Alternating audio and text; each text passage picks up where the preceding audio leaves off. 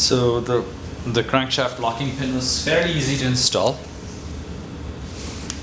What I did was I rotated this. So what you can do is you can actually look at the hole in the crank by shining a light through here, and then just move it, shine a light through here, you can see the slot, and then you just tighten this to so that it locks the crank in place. Now the crank is immovable. We can have our way with it.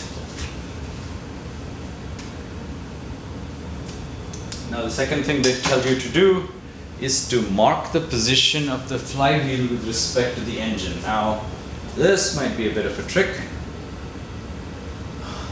I'm gonna have to see where I can mark it. So I think I'm gonna put a marking all along this edge here.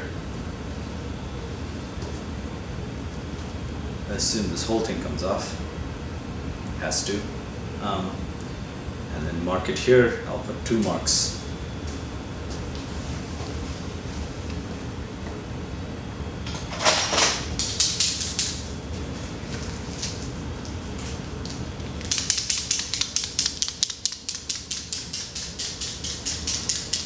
This may be unsuitable for this.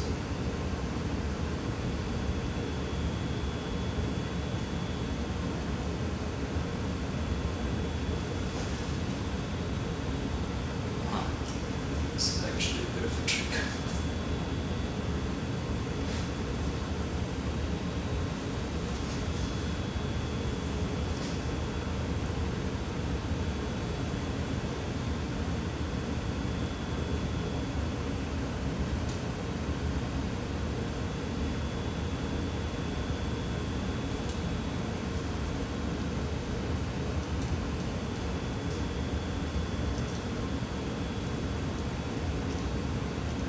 So there's already a white paint mark here, and I'm going to add to that.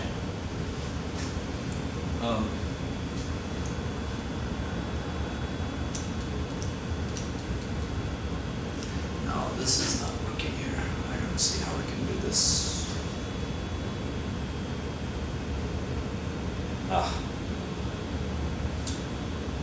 Perhaps this is the, so there is this little center thing here, whatever this is, coolant line, oil line, whatever, this junction, and that has a little T going down there, so I'm going to mark it here. So that tooth over there is marked white, and I'm going to mark it all the way across. So there's pretty clear that that's supposed to line up with the center over there. And that will, I mean, that's pretty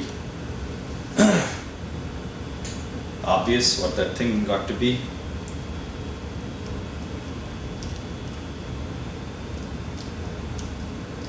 Actually making a fairly fat mark here. So that it's obvious that this mark was meant for this.